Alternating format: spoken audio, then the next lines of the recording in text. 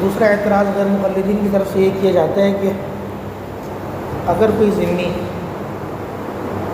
کسی مسلمان عورت کے ساتھ زنا کر لے یا آپ علیہ السلام کی شان میں نازیبہ کلمات استعمال کرے تو فقہ حنفی میں یہ لکھا ہوا ہے کہ پھر بھی اس کا معاہدہ نہیں ٹوٹے گا اور وہ مسلمانوں کے ساتھ جو اس کا معاہدہ ہوا تھا وہ معاہدہ برقرار رہے گا اور وہ اسی طرح ذمیت میں یا معاہدے میں وہ باقی رہے گا.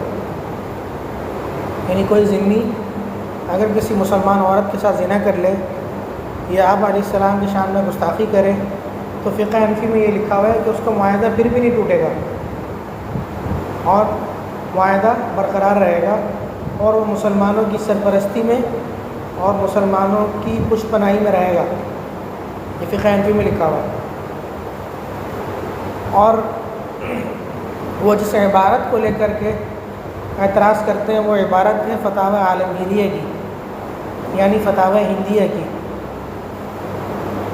فتاوی ہندیہ میں لکھا ہوا ہے او زنا بمسلمۃ او سب النبی صلی اللہ علیہ وسلم لم ينقض عہدہ, کہ وہ کسی مسلمان عورت کے ساتھ زنا کرے یا آپ علیہ السلام کی شان میں نازیبہ کلمات استعمال کرے پھر بھی اس کا عہد برقرار رہے گا, وہ ذمہ رہے گا اور مسلمانوں کی سرپرستی اسے حاصل رہے گی.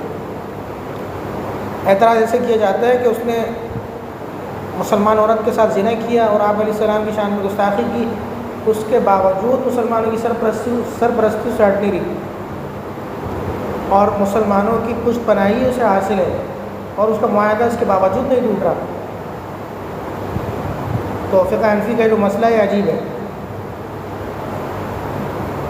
اس کا جواب یہ دیا جاتا ہے کہ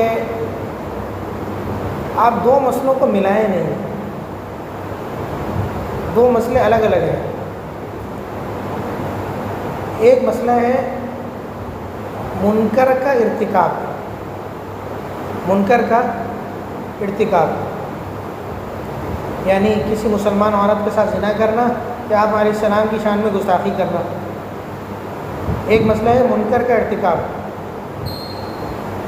اور دوسرا مسئلہ ہے معاہدے کا ٹوٹنا یا نہ ٹوٹنا.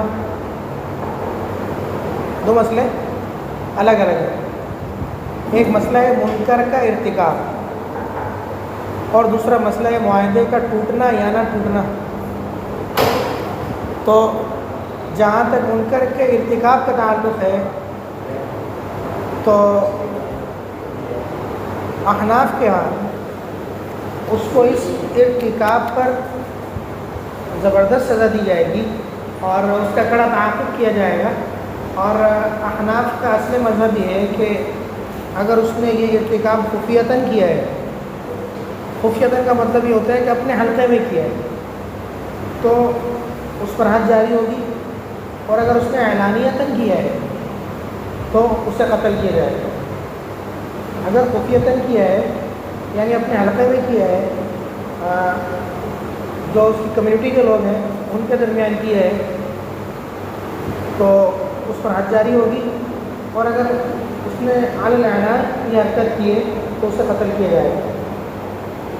اور علامہ حسکفی رحمۃ اللہ علیہ نے لکھا ہے, یعنی صاحب در مختار نے یہ لکھا ہے کہ بعض فقہائے احناف تو یہاں تک گئے ہیں جن میں علامہ عینی رحمۃ اللہ علیہ ہو گئے, علامہ ابن امام رحمۃ اللہ علیہ ہو گئے, اور علامہ رولی رحمۃ اللہ علیہ ہو گئے, امام شافعی رحمۃ اللہ علیہ ہو گئے وغیرہ. تو فقہائے احناف بھی بعض اور شوافی کا بھی یہ مسلک ہے کہ بہر صورت اسے قتل کیا جائے گا. ان کی رائے یہ ہے کہ گنجائش دی نہ جائے, یعنی خفیتاً بھی یہ گستاخی کرے یا خفیتاً بھی یہ کسی مسلمان عورت کے ساتھ زنا کرے تو اسے قتل کیا جائے.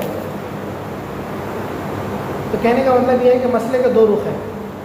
ایک رخ ہے منکر کا ارتکاب, منکر کے ارتکاب پر احناف کے یہاں کوئی لچک نہیں ہے, بلکہ احناف کے ہاں تو بعض فقہا کے نزدیک اتنی سختی ہے کہ وہ قتل سے کم کی بات ہی نہیں کرتے. چاہے خفیتاً گستاخی ہو چاہے علانیتاً ہو، سیدھا قتل کیا جائے گا۔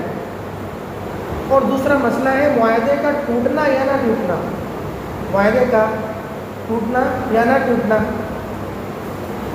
تو معاہدے کا ٹوٹنا یا نہ ٹوٹنا بالکل الگ چیز ہے۔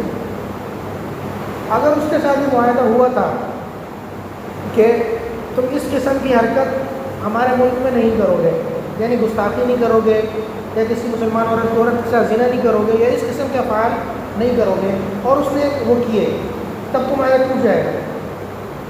لیکن اگر اس کے ساتھ معاہدے میں یہ بات شامل نہیں تھی اور اس نے اس حرکت کا ارتکاب کیا تو پھر معاہدہ نہیں ٹوٹے گا۔ کہنے کا مطلب ہے کہ ہم منکر پر اس کی پشت پناہی نہیں کر رہے، اور منکر کے ارتکاب پر ہم اس کی سرپرستی نہیں کر رہے، بلکہ منکر کے ارتکاب پر تو اسے قتل تک کر رہے ہیں۔ اگر اعلانیتاً اس نے جو ہمارا اصل مذہب ہے، اعلانیتاً اگر اس نے منکر کا ارتکاب کیا تو قتل تک بھی کر دیں گے، لیکن معاہدہ الگ چیز ہے۔ معاہدے میں اگر یہ بات طے تھی کہ اس قسم کی حرکت کرے گا تو معاہدہ ختم ہو جائے گا، تب تو ختم ہو جائے گا۔